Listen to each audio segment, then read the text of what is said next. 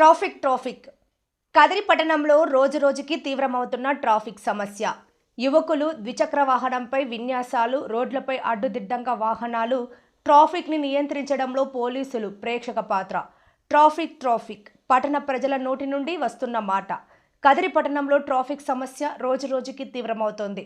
బెంగళూరులోనైనా ట్రాఫిక్లో చిక్కుకున్న 10 నిమిషాల్లో బయటపడొచ్చు. కదిరి పట్టణంలో బస్టాండ్ నుంచి మదనపల్లి రోడ్డు వరకు, టవర్ క్లాక్ నుంచి కోనేరు కూడలి వరకు, మార్కెట్ నుంచి ఎంజీ రోడ్డు మీదుగా హిందూపూర్ క్రాస్ వరకు రోడ్డు ఇరువైపులా ద్విచక్ర వాహనాల, ఆటోలతో పాటు సరుకు రవాణా వాహనాలు ఎక్కడ పడితే అక్కడ గంటల తరబడి రోడ్లపైన ఆపేస్తున్నారు.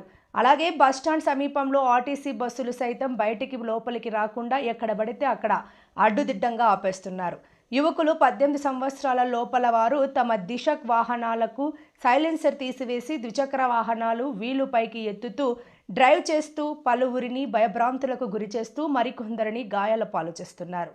ప్రధానంగా శ్రీమద్ ఖాద్రి లక్ష్మీ నరసింహస్వామి ఆలయంకి శని, ఆదివారాలు అధిక సంఖ్యలో విచ్చేస్తుంటారు. ఇరుకుగా ఉన్న హిందూపూర్ రోడ్డులో రోడ్డుకి ఇరువైపులా ఆపేయడంతో కోనేరు కూడలి నుండి బస్టాండ్ వరకు వచ్చేసరికి తల ప్రాణం తోకకి వస్తుందని పలువురు పట్టణ ప్రజలు, వాహన చోదకులు ఆవేదన వ్యక్తం చేస్తున్నారు. ఇప్పటికైనా పోలీసులు దృష్టి సారించి ట్రాఫిక్ సమస్య పరిష్కారంకి చొరవ చూపాలని పట్టణ ప్రజలు, ప్రజా సంఘాల నాయకులు కోరుతున్నారు.